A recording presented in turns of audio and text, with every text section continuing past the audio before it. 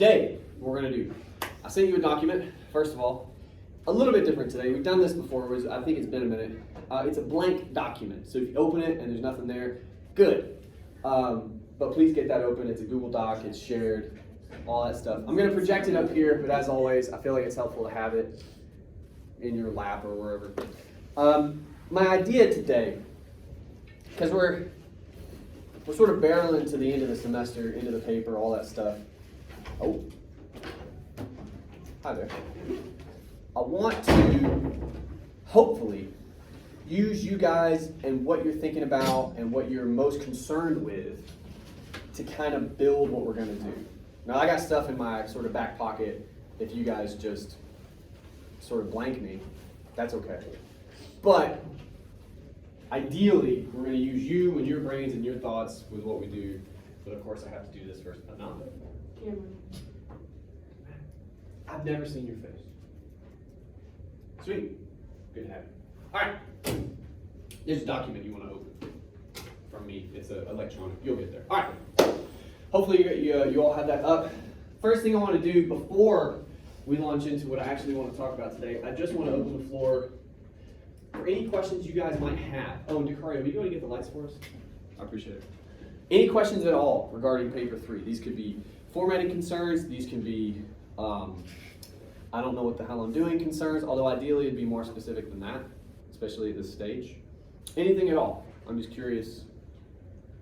I'll say this too. A lot of you will approach me after class to ask me questions that are usually good questions. I'm telling you, if you have a question right now, there's a very good chance someone else in the class has that question too. Oftentimes they don't even know it. Like I'll legit see somebody ask a question and I'll see somebody on the other side of the room go, so I'm just saying, any questions whatsoever?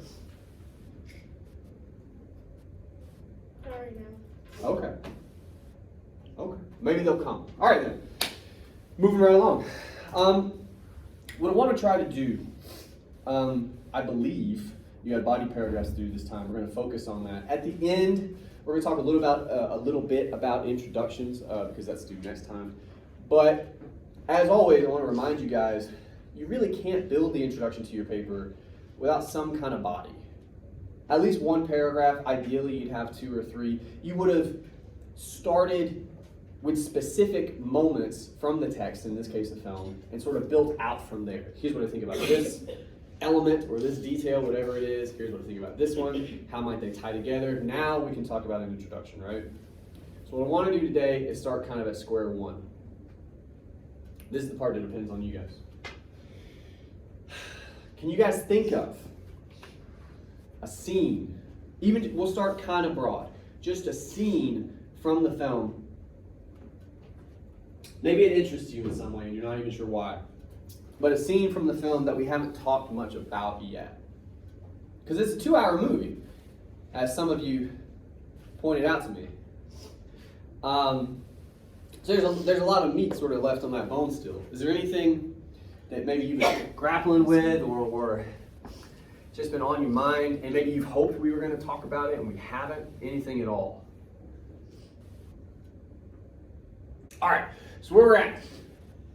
McClane is obviously being shot at. He's kind of starting to get grimy and he's not super pumped. He's shoeless. Ellis has found out via Holly, right, that this is her husband. And he kind of, I don't want to color your interpretation of the scene too much, but he very clearly decides that McClane is not the guy for this job, right?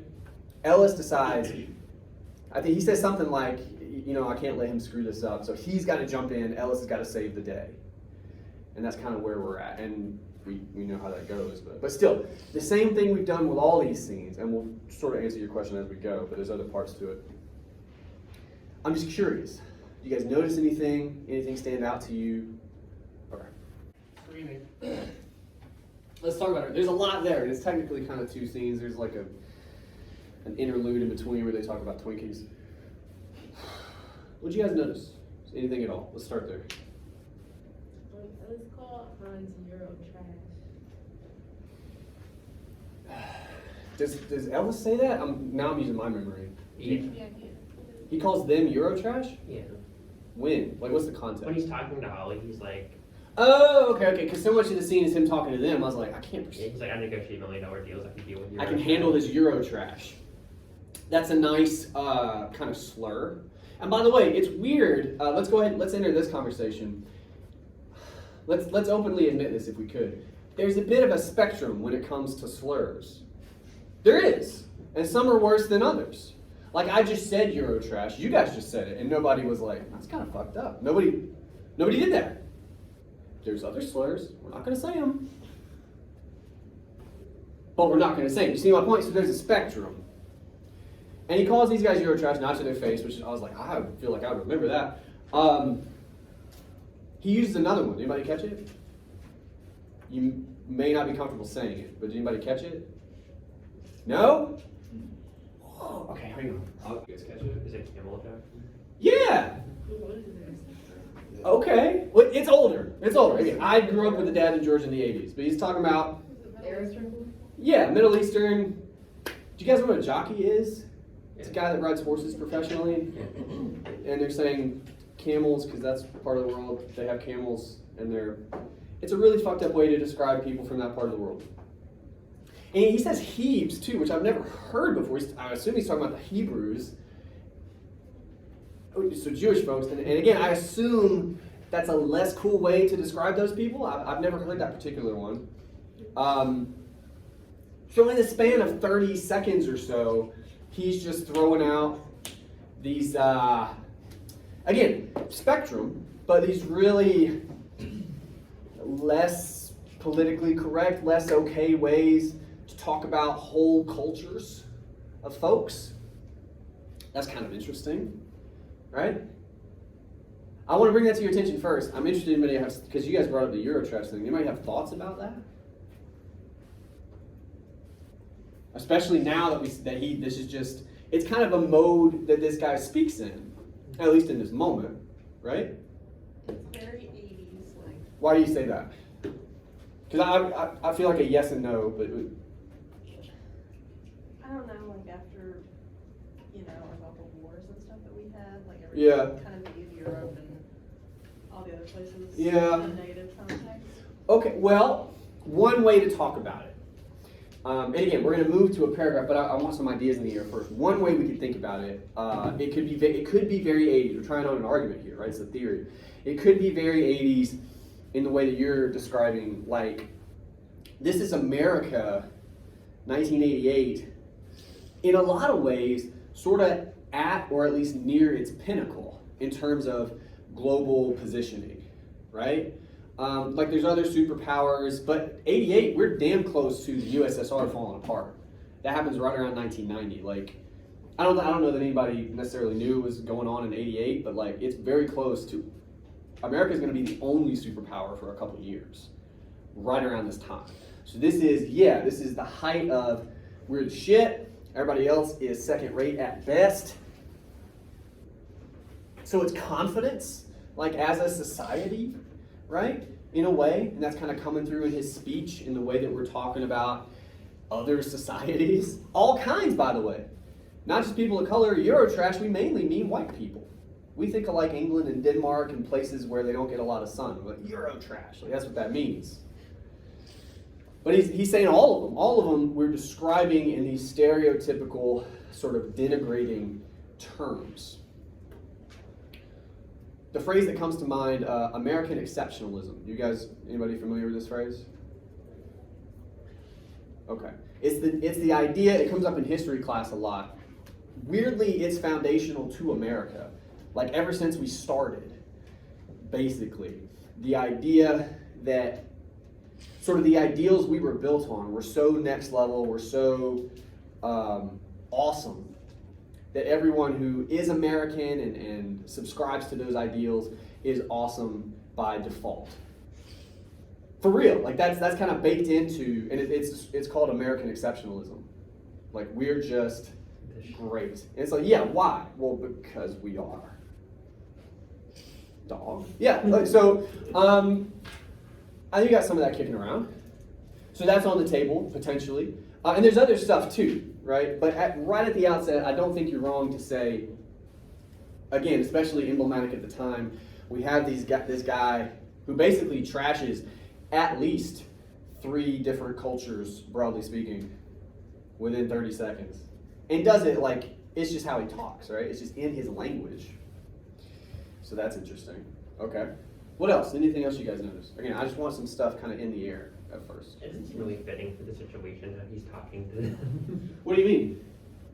He's talking like it's a business meeting, that like there's a guy pointing an MP5 in his face. Well, I mean, to be fair, he tries to move the conversation into a place he can better navigate, Yeah. right? I get that. And to be perfectly clear, I don't think he's wrong in his description, right? He calls it a hostile takeover. He's using like stupid 80s slang. I think he says you're here for some green mail, which just means money.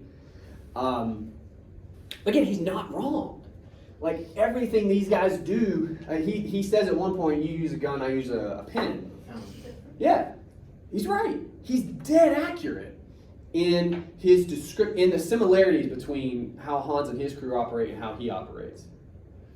He gets one important thing wrong. What do you guys think that is? There's an important difference, but I think everything in his description is accurate. What does he get wrong, do you think?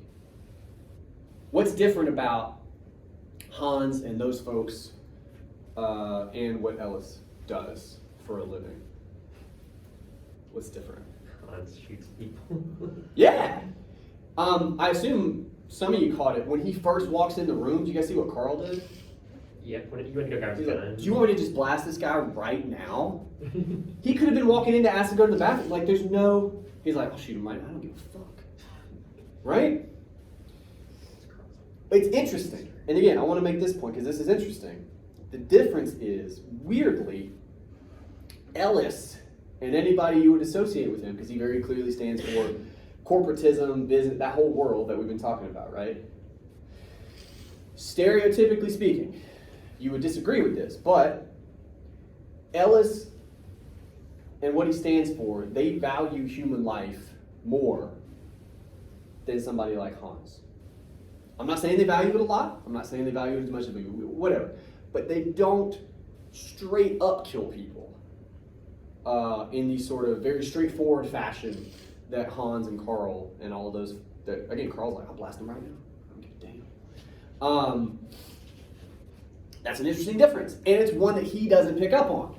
He assumes everything about his world is completely transferable to everything about their world. Look, this is a great shot that I accidentally paused on. Look at this moron. Look at him. Like, I think he's intentionally made to look a little bit dumb. We as an audience, the whole time are going, oh, this is not a good idea, right? Look, we're in on the joke. He's not. Look at who he's standing next to. Look at his face. Look at his face. And it's all cut up with the blinds too. Like, dude looks like an assassin. Well, he's hiding. Huh? He's hiding. That's a whole lot. But I don't, like, he just looks like a goof. And he is. But he does not realize that for all the similarities, and there are similarities, there's an important difference. And it's standing right over his shoulder with a damn M5 or Callisto, whatever the fuck it is. A big gun that would ruin him in 2 seconds. Like, he doesn't even pick up on that. There's an interesting argument to be had there. We can kind of have that on the table. Anything else you guys noticed? Before we're going to move into the paragraph after this, but I'm curious whatever you guys saw.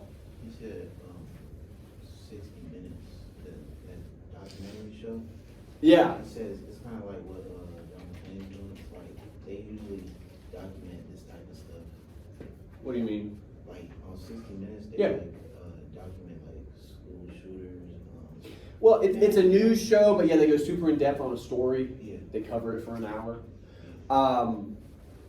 Yeah, and well, again, it's not as big as it used to be because they didn't have the internet back then. But in the 80s, a show like that's where everyone learned about stories like that, was 60 Minutes, right? And they had this fun moment where Hans is like, I must have missed 60 Minutes. What the fuck are you talking about? Like, he's like,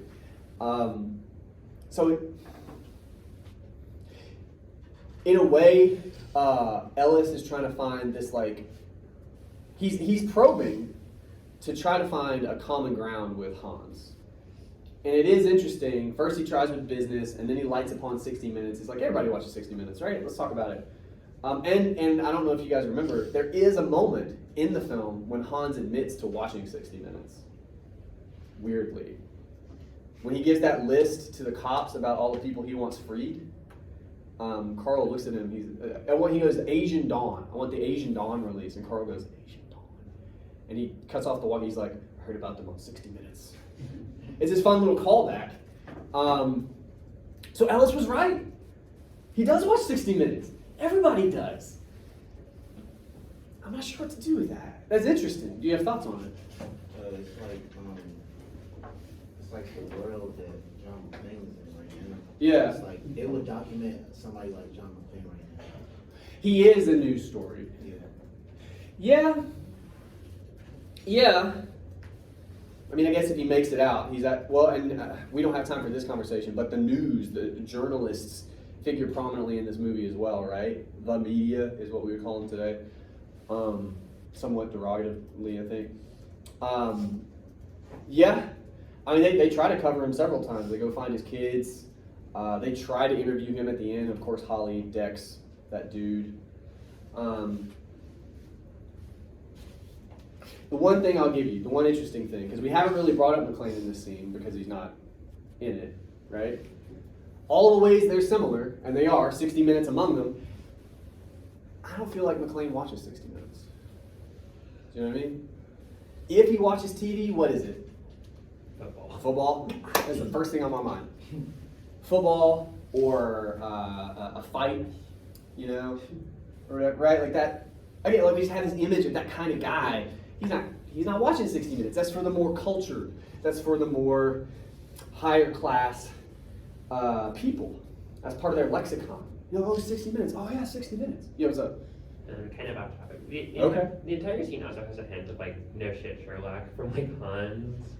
So Yeah. It's like, oh, you like to really observe it. Well, and you think too, he goes in assuming he knows pretty much all there is to know about Hans. Interestingly, Hans knows everything there is to know about Ellis pretty quickly.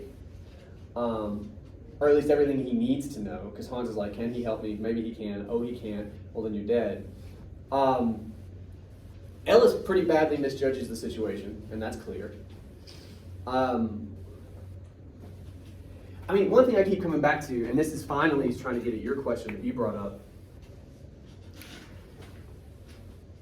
McClane has the right temperature when it comes to what these guys are, how they operate, what they're after. He picks up on it super fast.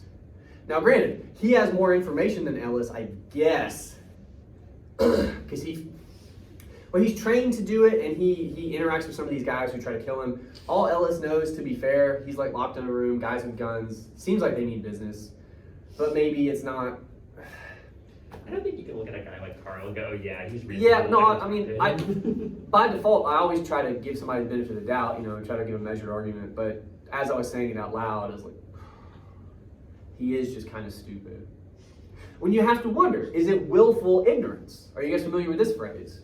Yeah. Like you don't want to see the truth in the situation, so you don't. You see a different thing. Ellis sees, again, that guy. He sees him, and he's like, I can talk our way out of this. Yeah, he tapped him on the shoulder when he was sitting down. Yeah, yeah. I just thought it was interesting they poured him a drink. They let him take a sip of his drink before they shot him. It's also a nice. It's Coke. It's product placement, which is fun. I don't know why they want to associate it with getting your head blown off. Coke But yeah. with Cokehead. Oh, that's a nice try. I didn't even think about that. I also don't know what to do with that. But the point is, again, to kind of get to your question in a roundabout way, I think part of this returns to the conversation we had last time, I believe, and it's the different kinds of masculinities represented in the film. Ellis, again, height of the 80s, height of corporate America, corporate male America, and sort of what it is, what it represents, and how it operates. He is a walking stereotype. He even does a couple key bumps right before she's like, what are you doing? And what's he doing? He's getting ready. Getting pumped up. Exactly. Exactly.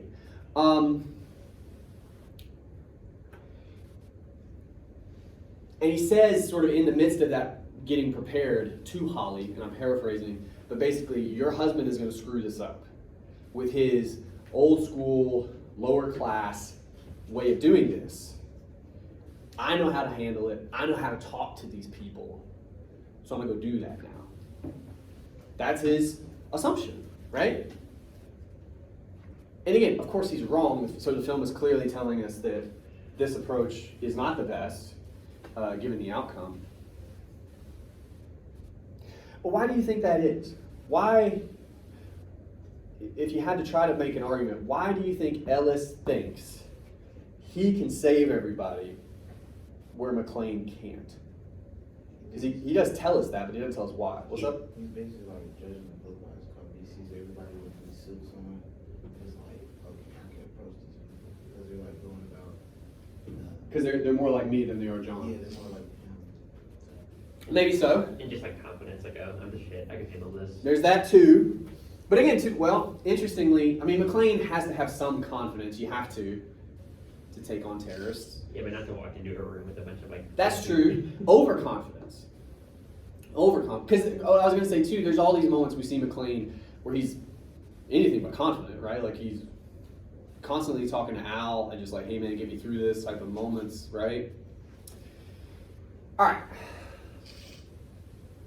Let's talk a little bit about Ellis.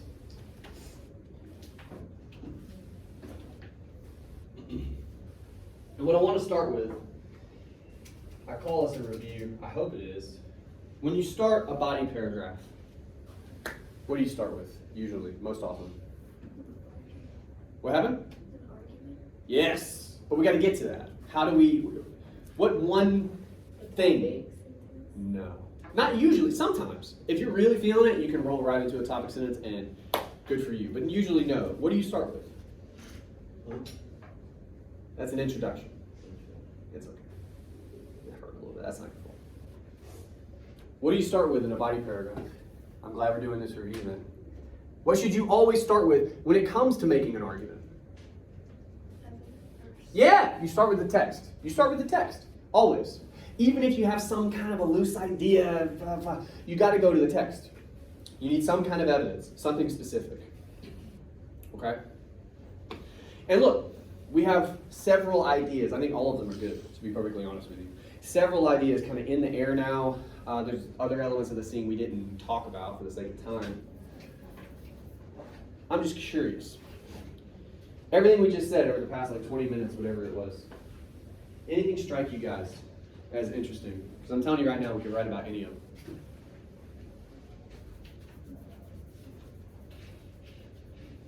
You gonna make me do it? I guess like the different mindsets between like Ellis and John, you can fix this like Yeah? a compelling argument for like the whole like class dichotomy thing. Okay. Yeah, well, careful. You and Stefan, we discovered last time, like to make big leaps. So maybe. But let's pinpoint some evidence first. If we're thinking, again, right now we have a notion of what our argument could be. We don't have all the interstitials, right? The kind of building blocks. What's an element we could focus on in the scene if we're thinking about something to do with the drastic differences between Ellis and McClane? The whole like ignorance is bliss thing, like when he calls John like the walkie-talkie, and John's like, Ellis tells him, you don't know me, you don't know who you're dealing with, kind of deal. Yeah. Maybe. Wait, so that particular quotation? Yeah, I guess. I just don't know. Yeah. I worry we're quoting there for information rather than language, though. Right? We could paraphrase it. We could say the moment when McClane is like, tell them you don't know me, is important, but I don't know that we would quote it. So we could paraphrase it and talk about it. Yeah, I guess it showcases that. Well, to help a little bit, and I think I heard Stefan say something, but I say confidence. So I'm getting to that too. Are there any moments in the scene, and we're using our memories at this point, are there any moments in the scene we could quote, if we want a quotation, that we could dig into for language? There's one in particular that covers both the bases you guys are talking about. It's something Ellis says to Hans. It's a truly Ellis thing to say. Is it I'll- the gun and the pen thing? No, but that's Are you good. talking about the slurs they use? No, but that's good as well. So look, already those are two options, but I'm telling you right now, those will take us in different directions. Either one is good. Either one is good. It's not what I was thinking, because it doesn't quite get at what you guys are, but those are on the table. When he sits down, because he walks in, when we looked at it, he's like doing this, and he walks in, he's talking to Hans, and then he sits and gets cozy, is like doing one of these, right? Does anybody remember what he says to Hans in that moment? Is it when he can get John to Yeah, but he says it in a really interesting way. get John to him? He says, Hans, booby, I'm your white knight. Fuck does that mean? Yeah. Like fabled hero, white knight, shining in the sun, hero. And I go, you're welcome. I got what you need. Like, Yeah. But everything you've ever wanted, I'm gonna deliver. But again, in these fabulistic terms, white knight, okay? And he also calls him booby, which, to be totally honest, I'm not sure how to spell. It's like booby. I think it's with a U. Anyway, that's not the point. The point is, what is that? Does anybody know? It's like a grandparent name, right? No. Like I know people who like call their grandma that. Well, that's because you're younger than me. No. It's a very 80s thing to say. It's like buddy or pal, but in like a lame way. Are they pals? No, as evidenced by the end of the scene. But what were we just trying to get at about Ellis? He's overconfident. He clearly misunderstands the assignment, right? He's way out of his depth. Yeah. So let's start there. Something about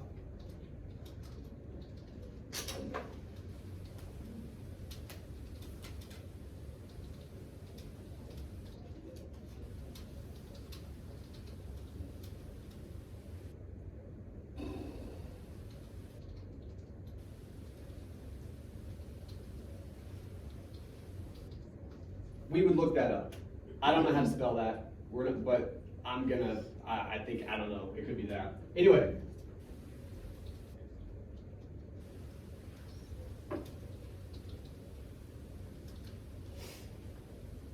All right. So the first thought that came to mind. We talked about this. Several of you remarked upon it.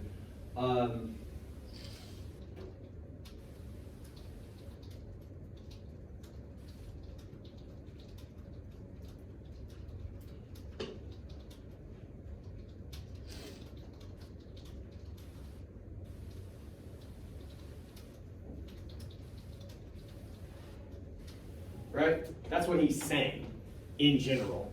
I know you want this, whatever else you want, I can make it happen. Now let's start to prove that though. This is a beginning argument, it's not our ending argument. But even if you say something like this, you got to speak to it. How do we speak to that with this quotation? What can we look to in the language? I'll make it a little bit bigger if you're looking at the screen.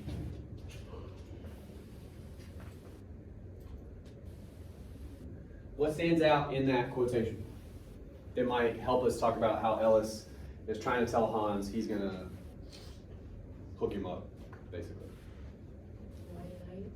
Okay. And again, this may be something you guys are less familiar with than I am, because I've read more. So you would look it up if you weren't sure. You Google white knight, it's probably going to come back with some results, okay? But basically, it is a super, like, when I say old school, I mean back when most people couldn't read. Yeah? You said it'd be great? Big Arthur. Yeah. So, Arthur, the Round Table, those folks, for sure. Like, before we had a 1 or a 2 in front of our centuries. Like, that old. Okay?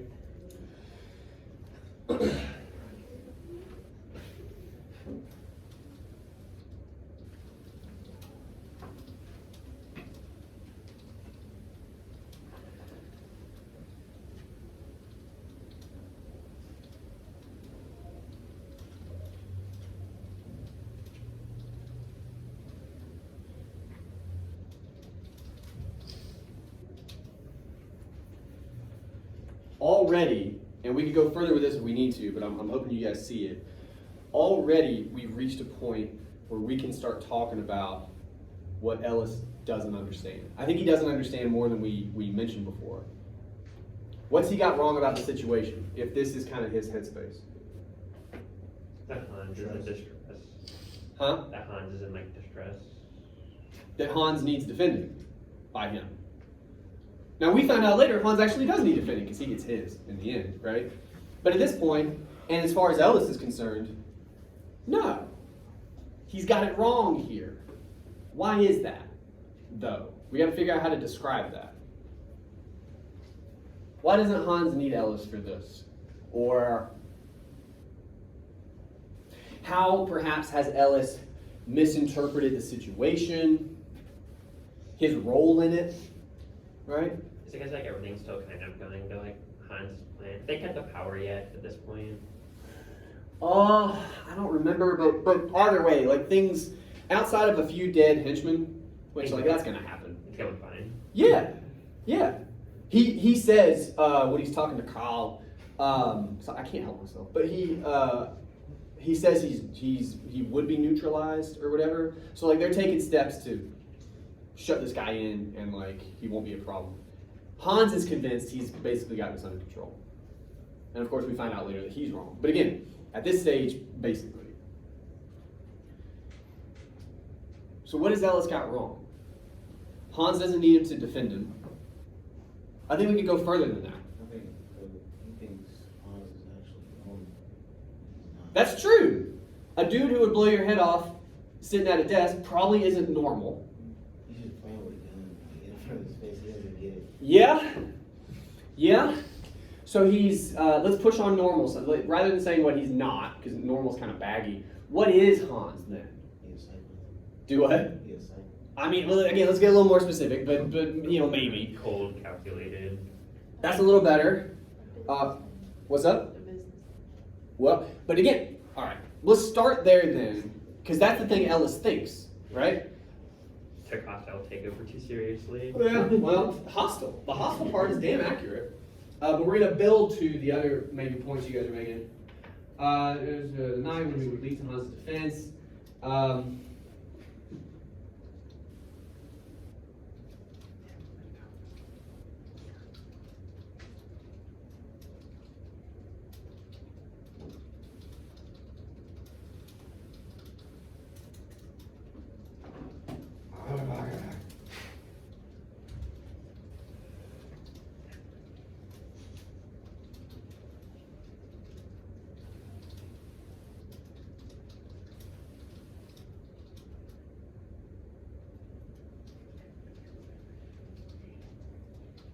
was baiting an adjective there. Okay. Oh, I'll go ahead and hit us with a however. However what? Now we can get to the difference. The difference between these guys, they are businessmen, they wear suits, they perform hostile takeovers. The difference is what? Hans kills people. Yeah. I guess that could be enough. I think Hans likes to contrast like what happens in movies. That's true. That would be a different paragraph, but you're absolutely right. And one thing that really interests me about Hans, he's a really cool character.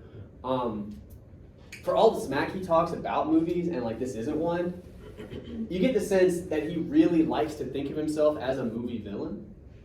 Do you know what I mean? Like he really likes the idea that it's not a movie, but if it were, I'm nailing it, right? Like, he's an interesting character.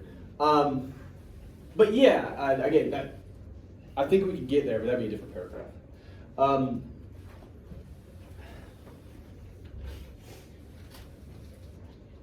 going to start with Ellis because that's who we're focused on.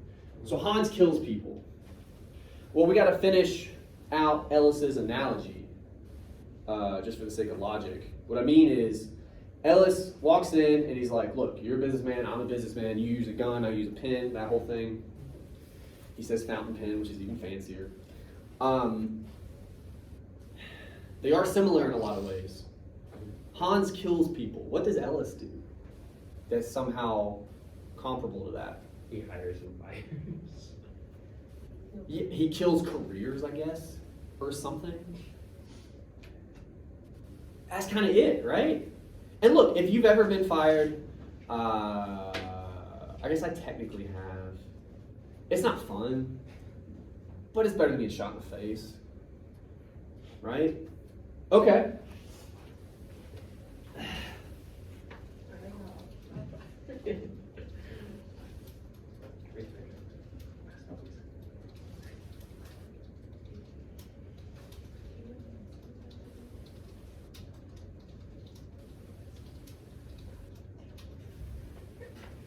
That's an important difference. And I said it fancy because that's what I do. You get it. So why does this difference matter? Why does it matter?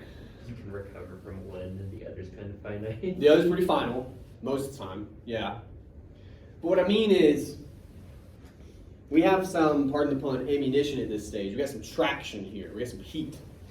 We gotta figure out, what are we trying to say? That Hans is willing to go farther than Ellis is. That's true. That's true. I mean, I don't know why that matters, though. It could. It could. And at the very least, it's implied here, right? Like, I get you there. Why would that matter? That Hans will go further, so what? The question is always, so what? So he's like a formidable opponent for John. I mean, Ellis certainly isn't an opponent. In what arena? What I'm trying to steer you guys toward is, when I say so what, it's like, why should this matter to us? It always returns to that bigger question, what does any of this say about us as a people, a society, a culture? Ellis represents a certain kind of people, Hans represents a certain kind of people, McClane represents a certain kind of people, right? They just do. Are we learning anything about those representations, about those kinds of people? And what they value, or what they are, or what they're capable of, or any of that. Hans is a lot more serious than both of them. He is. I mean, McClane can be serious. McClane cracks wise. I would almost argue as like a defense mechanism, right? But sure, Hans is way more serious. When he gives us that motherfucker at the end of the movie, it is actually a little bit funny coming out of his mouth. What about that? Ellis absolutely does not take this seriously enough. I will 100% agree with you there.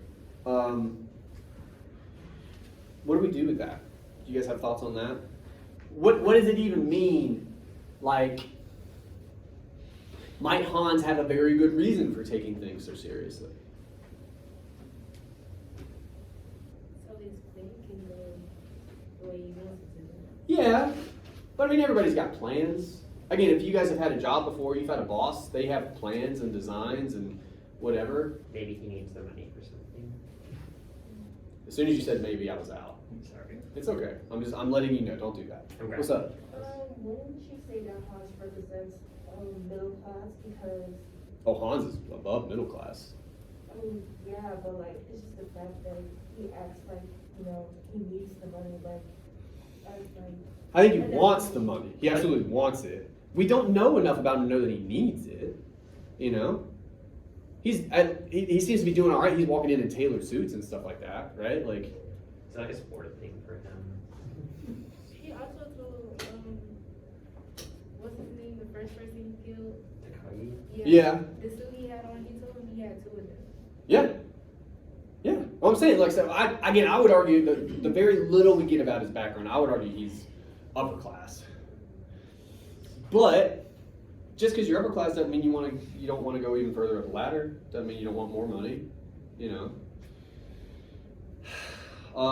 It could be a bit of a competition in a way. It absolutely ends up as one. By the end of the movie, Hans is all like, I'm gonna fuck this guy up. Like that, it ends up being him versus McClane. Even as calculating as Hans is, he wants to kill McClane by the end. So can you try that in like the mindset of like the 80s and like American exceptionalism and like that greed is good mindset kind of deal? I mean, potentially. Again, you're thinking big. Like that would be introduction type territory, perhaps. Some of that could come to bear in this paragraph. Let's think about this. Look, The other way I'll describe this to you guys. We're kind of at a tipping point here where we gotta try to state our argument. One way we could do it is just sort of root around in our brains, which is what you guys have been doing right here. The other way to do it is to look back to your evidence. Is there anything else in our evidence that might tie into this in some way? Again, what does Ellis misunderstand? Can somebody say it out loud for us again? Hans kills people. The severity of the moment. The severity of the situation. If Ellis thought even for a second, these guys might blow me away, do you think he's going in that office? No.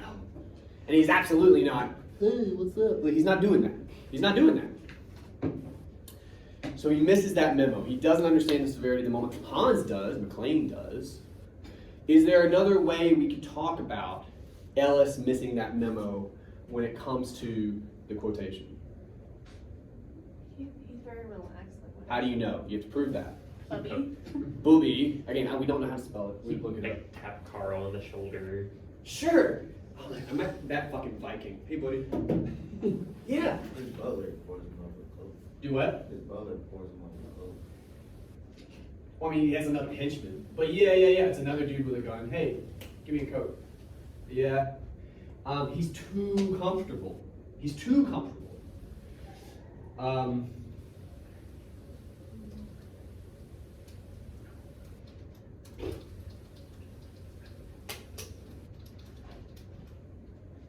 Well.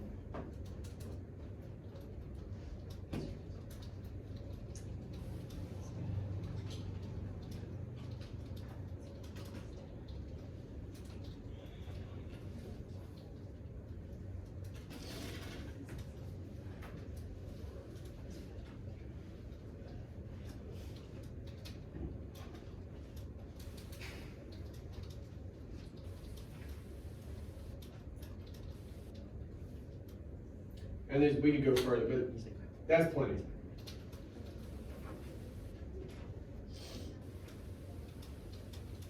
This lack of, I was gonna call it knowledge, but like he doesn't read the situation right. Is that Ignorant? ignorance? Yeah.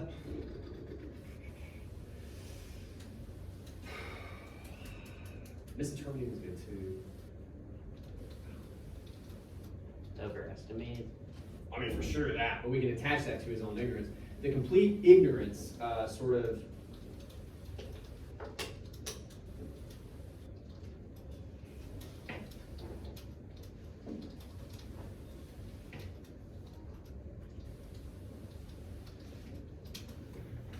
All right. All I said there, and I hazard to assume you will go with me on this. It's not just that Ellis is ignorant, misinterprets, misunderstands. All that's true. I'm trying to push us into a little more of an argument. I made an argumentative claim here that still needs to go further, but all I said was, that's like part of Ellis. Misunderstanding, not really getting what's going on, that's like Ellis in this movie. You guys agree or disagree with that? Just want to take a second. Right? Because think about it, when we first meet him, he's in somebody's office and he's doing coke again. And Takagi's like, "Hey, this is Holly's husband," and he pulls him to the side, like, her policeman husband. With the coke, fucking asshole, right? Like he's always doing that. He's always. What else is he ignorant of? We're on the precipice of our real argument now, and I think you guys, some of you have been beating around this for a second. What else does he not understand, Ellis? The way it goes about taking down Hans. That he could die. Yeah. Well, again, I think both of those are kind of attached. You guys share like a brain sometimes. It's weird.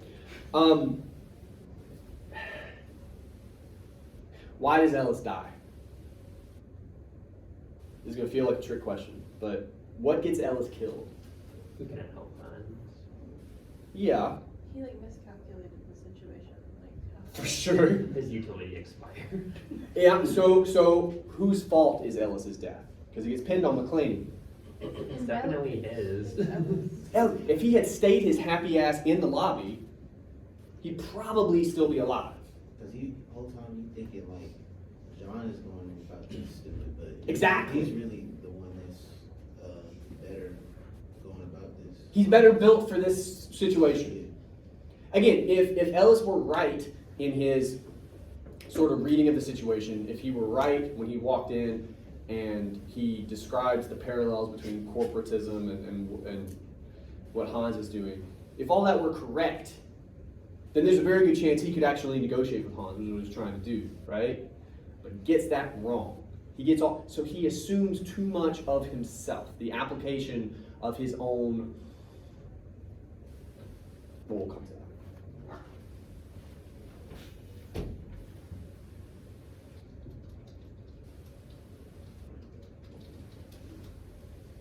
His own. Utility. I don't mind utility.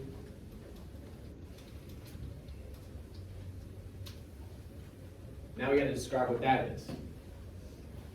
Why does Ellis think he's going to be useful here? We got part of it already. I guess he's used to dealing with aggressive corporate people. He says, I deal with you Eurotrash like this for breakfast or whatever, right? So again, he also assumes Hans is less than he is. He calls him Eurotrash. He's probably more than that. Okay? But when you lower somebody, what else do you do? Why do we lower people? So we can Yeah, he raises himself. So again, this also comes back to overestimating his own abilities, his own utility, his own what? Even saying it like that, we have to go to the film to get the proper quotation, but he says something like, I deal with Eurotrash like this for breakfast, and he goes to fix his hair. Do you guys notice that? Mm-hmm. Does he nail the hair? No. He walks in looking like me, you know. I don't know if you've noticed, I do when I get out of here, then I'm like, boop. But what is that? Who talks like that? I deal with Eurotrash like this for breakfast. cartoon characters, Yeah, but what kind of cartoon character? action heroes, Yeah, like Rambo. he's kind of. More similar to what, Hans was describing earlier about John. Yeah, well, he thinks so. He thinks, right? He's trying to puff himself up with the key bumps and then let's go fucking knock this out. Like he's kind of putting on that suit. Again, pardon the pun. But he's trying to wear that and take it in there. He thinks it's going to work. So now we're talking about cartoon, corporate, kind of what? There's a word we have here. We're talking about all semester.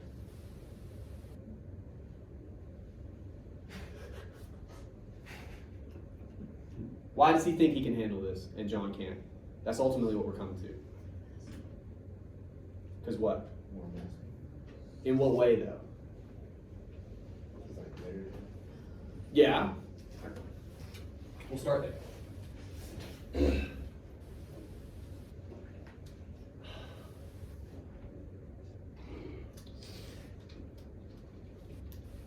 His earlier, I don't know how I want to describe that. His earlier, we said remark already. We would fix this in post. Given his earlier remarks,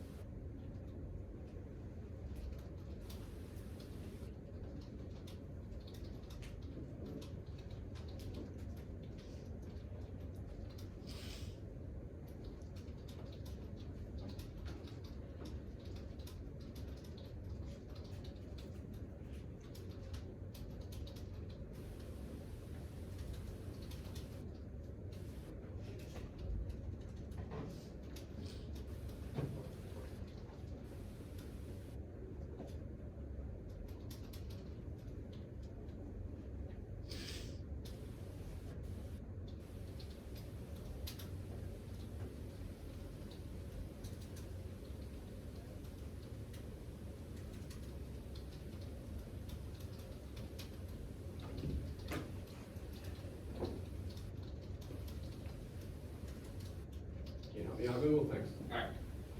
Because McLean's brand of masculinity, like we're kind of finally getting to what I think would be a pillar of our thesis in the. Ace of Hans, policing some people we can't police. Oh, sorry. Yeah, sure. Rough draft always has issues. Appreciate it. Because McLean's brand of masculinity, like what this movie is kind of telling us here, gets something right where Ellis's does not.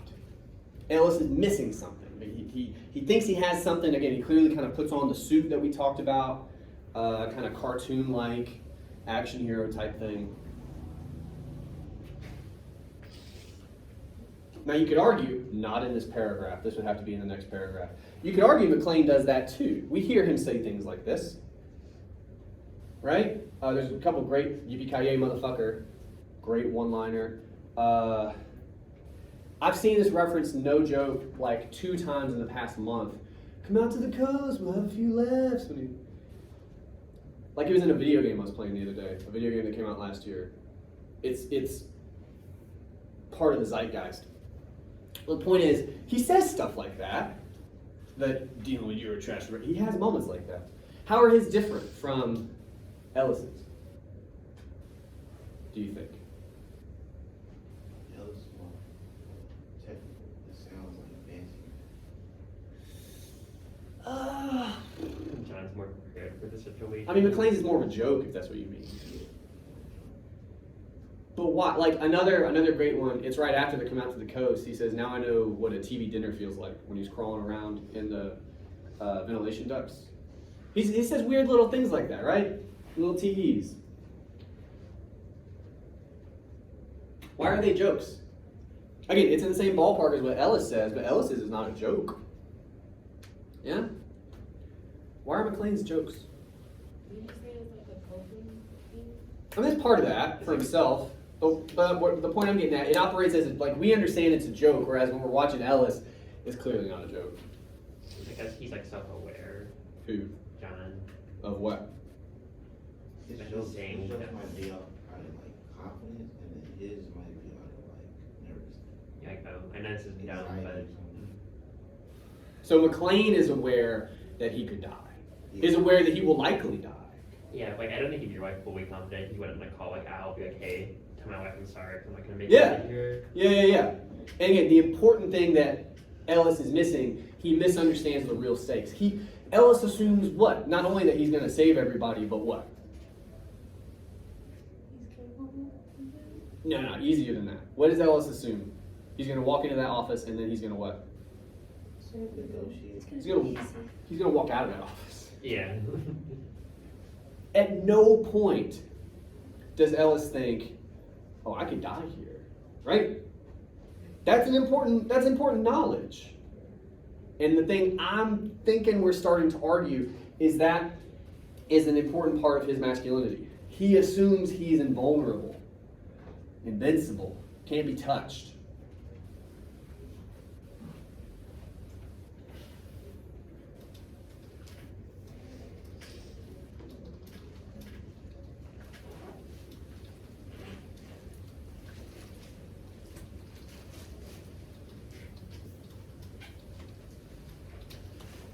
I know we only have 9 minutes left. Calm down, fellas. Google's gonna have to get over that. Did he also do that with to address Holly? Well, that could be part of it. That'll be a later paragraph. Like, we got enough to chew on here, but maybe you could argue because he's looking at her like, I'll show you what a real man's like, baby. Like one of those. You could. But let's stay here for just a second. Why? We are knee deep into argument now. Okay. We took, by the way, a little while to work here. We might trim some of this, but the point I'm making to you, this is an argument. We can go further, and we will. Why do you think Ellis assumes himself to be invulnerable? Never crosses his mind he could die here. He's top of the social ladder, like, oh, in high class, that doesn't happen to high class people. Yeah. I mean, when really has he ever had to navigate life and death, or any meaningful stake? I mean, again, I'm not saying his life is nothing, but the kind of stakes we're talking about just isn't part of his day, McClane, granted, he's a cop. That's much more intense than a bit. But also, if we're talking about class now, if you live in lower middle class or lower class, living paycheck to paycheck, that sort of thing, and I think that's kind of the idea you get from McClane, the possibility that things won't work out all right is just way more prevalent. You have to admit that, like, fuck, we could lose a house, right? Like, that's a real possibility. Yeah. None of that's a possibility for Ellis. He's insulated. Might run out of Coke. Bummer. Yeah, no, that's his concern in the scene. Hey, can we get a Coke, a little, you know? Yeah, right.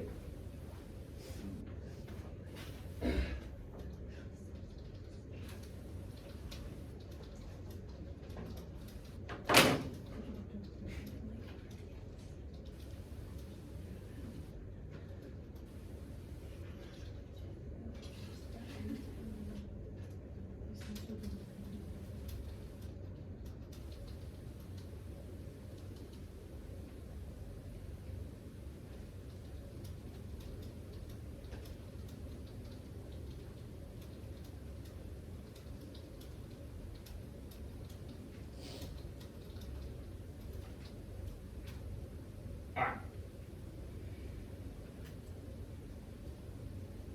This is enough. This is our argument. These last two-ish sentences, 3, I don't know. What are we talking about now? Because we're going to make a topic sentence before we leave here. God willing, we got 6 minutes. Socioeconomic status and how it's kind of attached to what? Like mortality. Masculinity. Yeah. So like upper class masculinity as opposed to lower class masculinity. But we're much more concentrated on the former. What are we saying about it? We make an argument about it in this paragraph. We make an argument about Ellis's brand of masculinity, what he represents. What are we saying about it? More pessimistic and other ones more optimistic. Via ignorance, I suppose. Yeah, it's like more out of touch. Yeah. So, oh,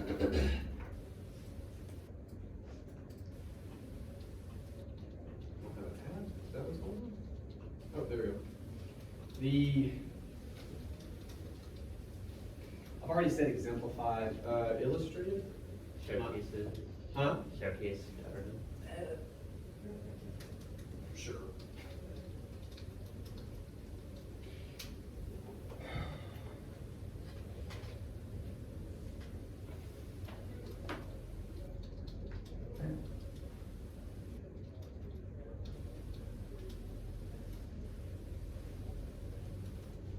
I'm gonna give us a semicolon.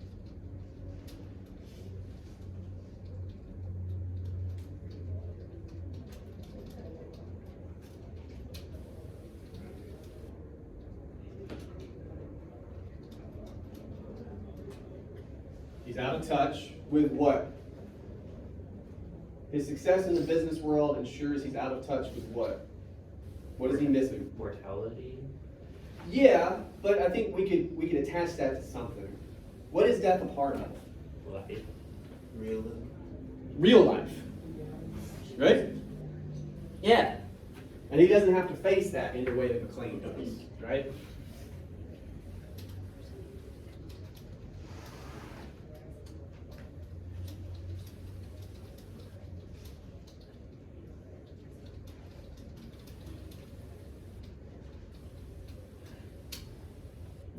Is it the best topic sentence I've ever written? No. Is it the worst? No. What do we have? We got a topic sentence. We got evidence. We got, honest to God, a metric ton of analysis. We could probably trim a little bit from the top half because we were just kind of wandering there for a bit. But the point is, we got to an argument by the end. We did. And then we just slapped that sucker up top as a topic sentence. That's how you write a body paragraph. Okay? You start with something specific. We did a quotation this time because that's actually what I love because words are my thing. But also because you guys brought it up. But again, this is a film. You can use something visual. You can use the way a guy is dressed. You can use the fact that he orders a Coke. Like, what a fucking idiot. There's all kinds of elements in this text you can dig into. It does not have to be a quotation. The important thing is you dig into elements. That's where this starts every time. Even if you have an idea, it's just an idea. It's not developed. You got to go to the text. And then just see what happens. Stuff happens. If you write enough, stuff will happen. Okay? As far as introductions go, I wanted to review that a little more. We are officially at the 2-minute warning. So let's speed through it. You start with a hook, if you want one. You don't have to, but you can. The other 3 things you need. Introduce the text. In John McTiernan's 1988 action thriller, Die Hard, we open with a down-and-out cop from New York who's flown across the country to reunite with his estranged wife, period. Very soon thereafter, for some reason I want to say hijinks ensue. That's not right. But like, very soon thereafter, terrorists bust in, and then like, that's our introduction to the text, right? Title, author, in this case director, what happens? 2 sentences. Describe the movie in 2 sentences. You guys can do that. You can do that. From there, there's the stupid part, I haven't forgotten, which is our roadmap. That one's harder to do without this. That's why I'm telling you. Start with the body. You had a body paragraph or 2 due today, I don't remember. You have another body paragraph along with your introduction due next time. Get a couple of these under your belt. Even if they're not your favorite, get a couple under your belt. It will help you when it comes to the introduction. After that is a thesis. And I'm telling you, whatever thesis you come up with, if you have not finished the paper yet, it can only be a working thesis. We'll talk about that more next time. But just know that that stuff will almost always change. All right? All right, I'll see you then. Thank you.